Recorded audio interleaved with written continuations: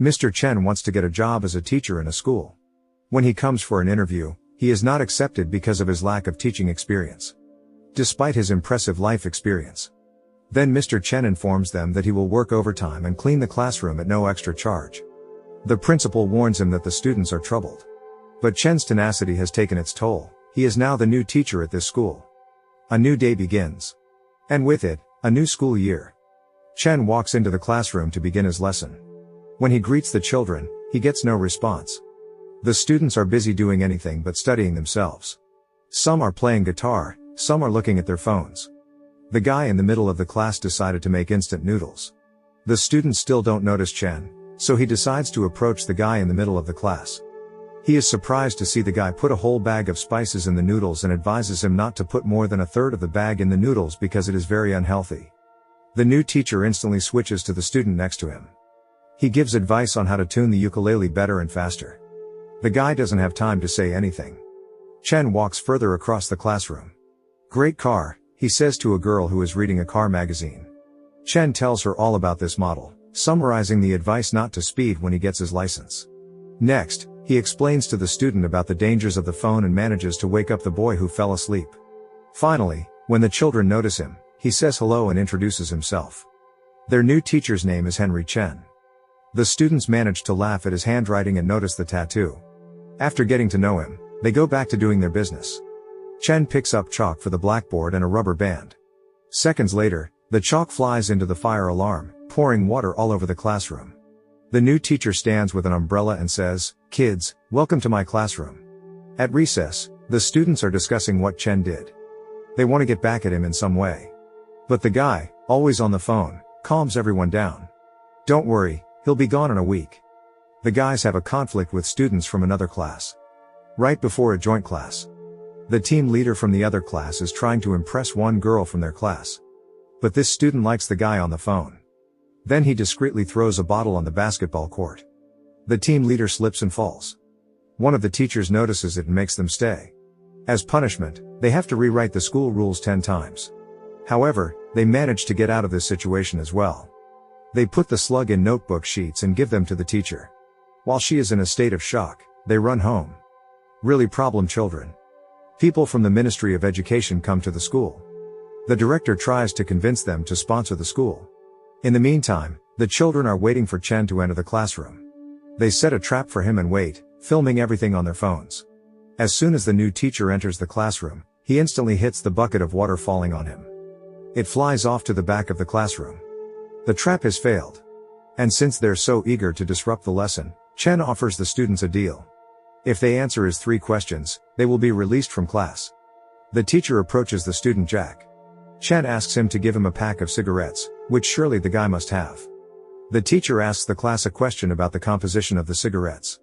The first to answer is the student who plays the ukulele. They let him go home. Now the whole class is shouting that they want to go home. This scene is seen by the principal and his men. Chen is giving a lecture on cigarettes to the children. The students don't understand at all. Why is he telling them so much? He's just a social studies teacher. Chen explains to them that he really wants to teach them, not just teach a subject. At the same time, people from the Ministry of Education warn the principal. If this year, as in several previous years, none of the graduates get anywhere, they will cut off the school's funding. After class is over, everyone goes to the cafeteria, where they bump into the same students from the parallel class. A fight ensues, as a result of which some are about to be expelled. Chen explains that fighting won't help and calms everyone down. Late at night he takes the students' files from the archives and goes to study them. Gordon is a kind guy with a ukulele who has a problem with racism. It's because he's from Pakistan.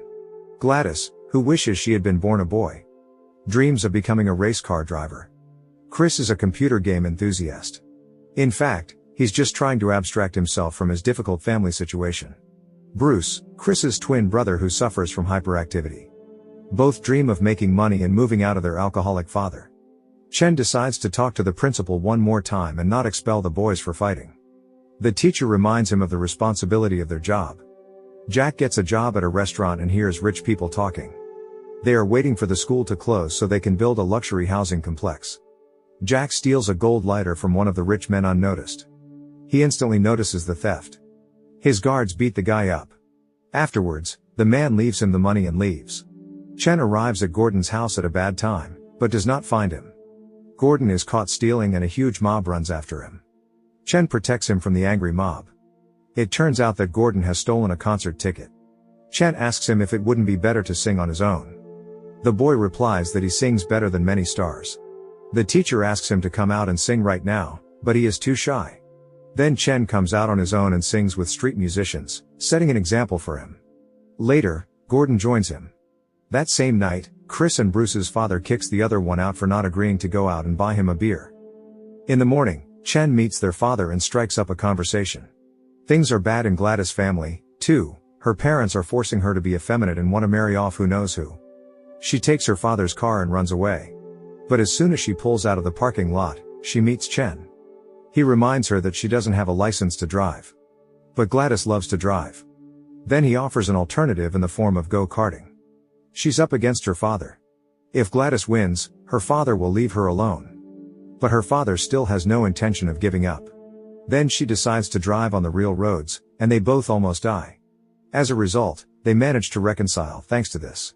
After talking to Chen, Chris and Bruce's father comes to his senses and quits drinking. He invites his children to the rehab center where their father is. They reconcile, becoming more sincere. Jack, meanwhile, has started working for a rich man. He asks him to slip one fighter a substance to make him lose. Jack doesn't know what to do and agrees. Meanwhile, Chen visits Jack's house. It turns out that he lives with his grandmother and his parents died in a car accident. They live poorly. He lies to his grandmother about his grades at school so she won't worry. Chen hesitates to tell her about Jack's walks. When asked why he came then, Chen replied that he brought a scholarship on behalf of the school, really just helping her with money. The day of the duel comes. Jack has to add a substance to the fighter's drink. But he gets caught, and the boss turns his back on him. Chen comes after him and, after a long, big fight, saves Jack. A teacher helps him rehabilitate himself at school. The news of what happened is shown everywhere. It turns out he was a Marine soldier. And he graduated from the same school where he works. According to his teacher's recollections, he was a naughty kid. That's why he was sent to Marine school. But he left it because he was disappointed in military service. He had seen enough of the horrors of war. Chen went off on a journey around the world. But he still came back. Chen met with the school principal, whose health was on the wane. He promised him that he would go back to school and help the children find their own way. Classes continued. Only now the whole class tries to participate in them. He has managed to earn their respect. Jack finally gets attention from the girl he likes. Gordon organizes his first concerts, where he invites his classmates. And Chen clearly has a crush on one teacher. But Bruce is not doing well in school. He gets a low score on his exam. Bruce goes to the drugstore and buys prescription psychostimulant drugs, hoping it will help him study. But he drinks them immensely, reaching the point of overdosing. He ends up trying to kill himself, but survives. Chen is blamed for everything, as the classroom teacher. He is summoned to a meeting. During one of the lessons, the kids notice Chen's motorcycle.